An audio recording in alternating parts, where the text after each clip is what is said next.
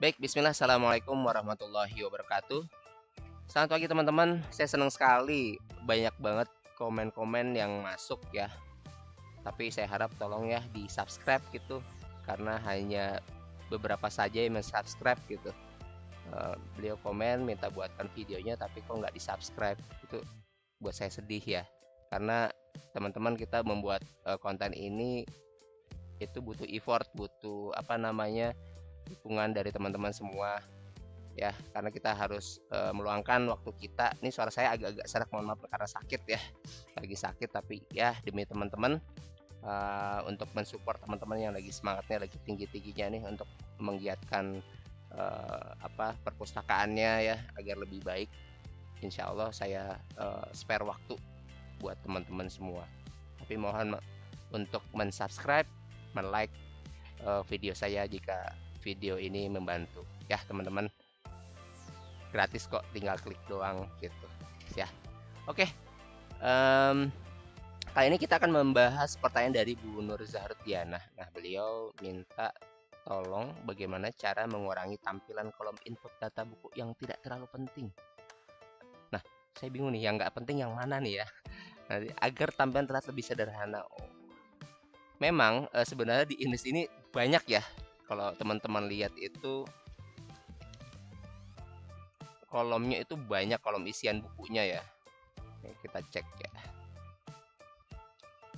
Tapi teman-teman perlu sadari bahwasanya setiap pengembang perpustakaan, oh maaf ini samnya tadi saya matikan.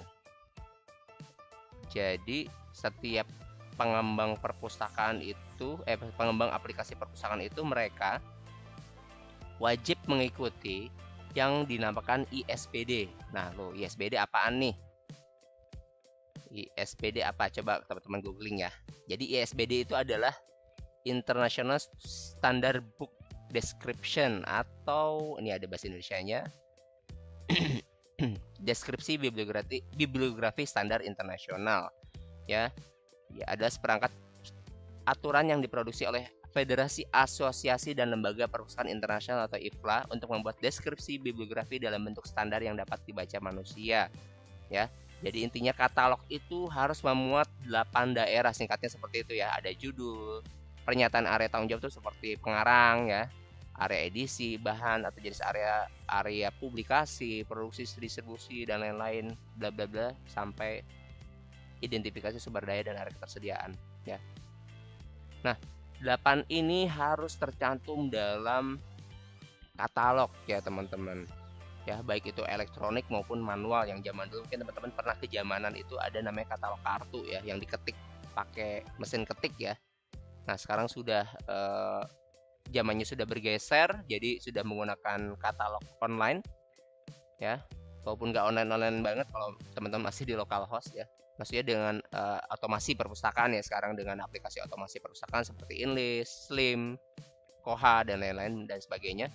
Nah, jadi pengembang aplikasi perpustakaan itu harus memuat 8 daerah ini, karena ini sudah kesepakatan internasional. Jadi kita tidak boleh ngurang-ngurangin ya. Oh, saya bisa nggak cuman judul aja, tapi yang 2-8-nya saya nggak perlu, saya pengen dihilangkan ya, nggak bisa teman-teman, karena ini sudah standar yang disepakati secara internasional gitu ya. Nanti mungkin teman-teman bisa baca aja ya tentang ISBD ya. Ini saya dapat di www.catatanpustakawan.com. Terima kasih untuk websitenya, ini sangat membantu ya buat teman-teman yang baru memulai untuk mengenali ISBD.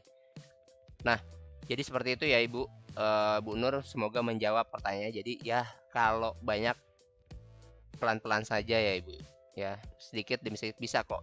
Kami itu, katalog kami itu di Perpustakaan Jakarta itu sudah 440.000 eksemplar ya, dan itu kita kerjakan setiap hari, tidak ada capeknya ya. Seperti itu ya. Mungkin teman-teman mengeluhkan ya, saya kan sambil ngajar dan lain-lain karena saya sebagai guru ya Bu, saya paham, karena itu sudah jadi tantangan tersendiri buat guru-guru, buat pustakaan-pustakaan yang di sekolah, yang dia setengah hidupnya itu untuk ngajar, setengah hidupnya ditugaskan diamanatkan untuk mengelola perpustakaan. Jadi pelan-pelan saja, pasti saya yakin ibu bapak bisa ya.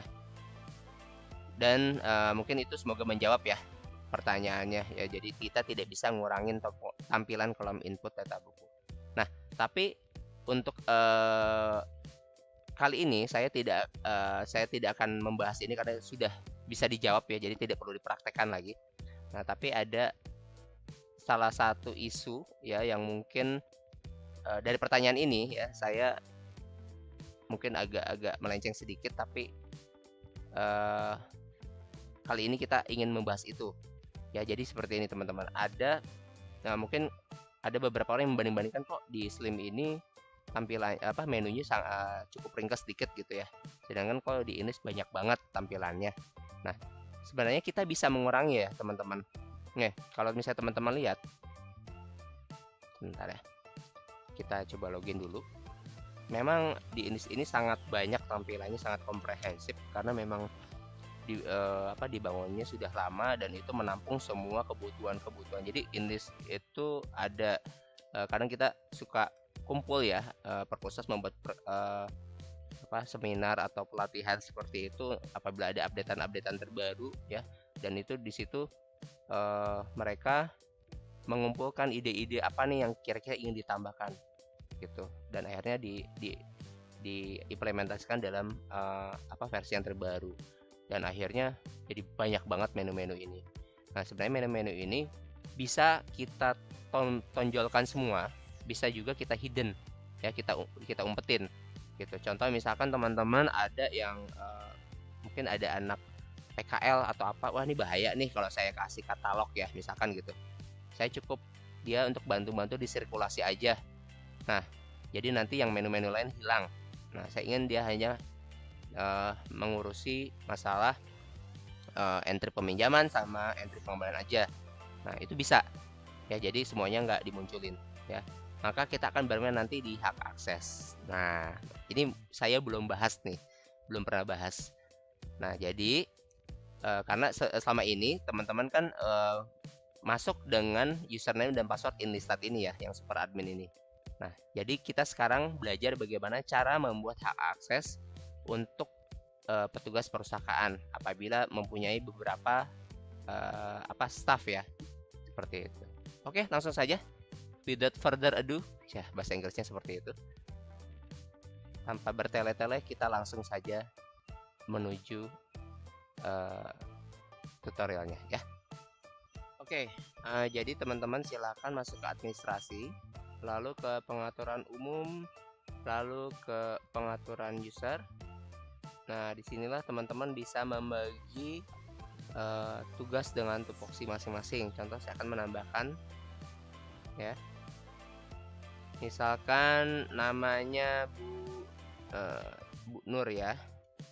Nah, lalu nama lengkapnya Bu Nur Fatona misalkan ya. Nah, untuk nama user diusahakan hanya satu kata aja ya, boleh sih 2 kata tapi jangan pernah pakai spasi ya. Jadi misalkan mau Nur Fatona silakan pakai strip Fatona misalkan seperti itu ya. Nah, jadi tidak boleh ada spasi karena nanti akan membingungkan ya. Jadi usahakan pakai titik atau spasi boleh ya, seperti ini boleh, atau memakai underscore juga boleh ya, seperti itu. Nah, ini contoh saya pakai Nur aja deh biar mudah, dan kalau bisa nggak usah pakai inilah besar kecil ya, takutnya nanti lupa gitu. Tapi ya itu bebas sih, bebas. Nah, oke. Lalu untuk email ini bisa dikosongkan karena tidak ada tidak ada tanda bintang di sini. Nah, ini untuk aktif ya, ini diaktifkan aja semuanya. Nah, sirkulasi sama koleksi hak aksesnya diperbolehkan aja, lalu kita simpan. Nah, ketika simpan itu nanti akan muncul role ya. Role-nya dia hanya bisa mengakses apa aja menunya. Nah, contoh misalkan saya takut nih dia nanti ngotak-ngatik katalog, saya hanya berikan akses karena dia disirkulasi berarti dia bisa mengakses keanggotaan. Oke, kita pindahkan ke kanan. Lalu misalkan dia sirkulasi, pasti kita pindahkan kanan. Atau misalkan ibu bapak punya locker ya, itu silahkan pindahkan ke kanan seperti itu ya. Nah, maka nanti yang akan ada di menu kiri ini dia hanya ada 3 seperti ini ya.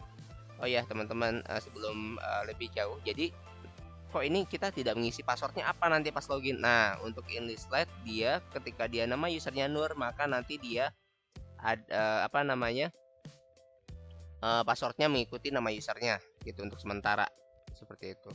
Dan misalkan bapak ibu lupa nih kemarin passwordnya apa ya. Nah, bapak ibu bisa menghubungi yang mempunyai super admin ya, akses super admin, nanti minta resetkan passwordnya seperti itu ya. Selama dia bisa dicentang reset passwordnya ini, maka setiap user itu bisa meresetkan password dari teman-temannya.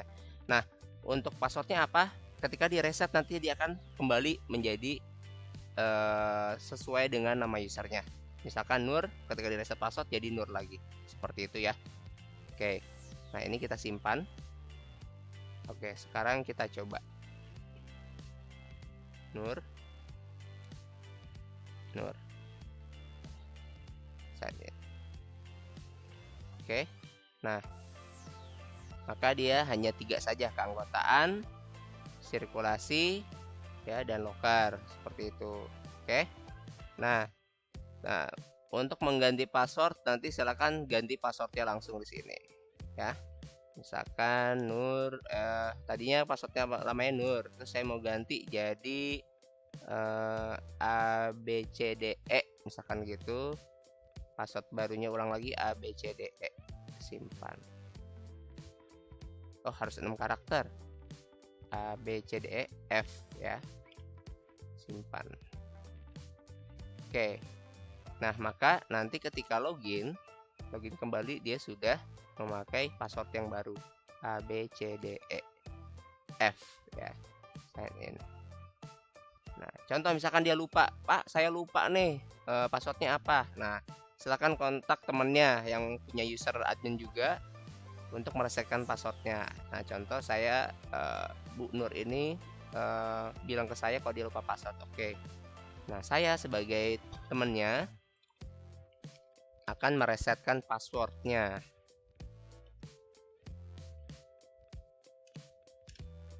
Oke, saya login dulu. Nah, yang dilakukan adalah langsung ke administrasi, ke pengaturan umum, lalu ke pengaturan user. Nah, cari namanya, saya Nur ya, enter. Nah, keluar, kita koreksi ya, lalu kita reset passwordnya. Nah, password user sudah direset ya, jadi gunakan nama usernya ini sebagai password. Oke, kita coba. Silahkan Ibu Nur dicoba gitu ya. Maka dia memakai Nur, passwordnya Nur juga. Dia bisa login kembali seperti itu ya. Oke, jadi ada 2 pembahasan di video kali ini. Yang pertama itu bagaimana cara memberikan role hak akses ini kepada orang-orang tertentu ya.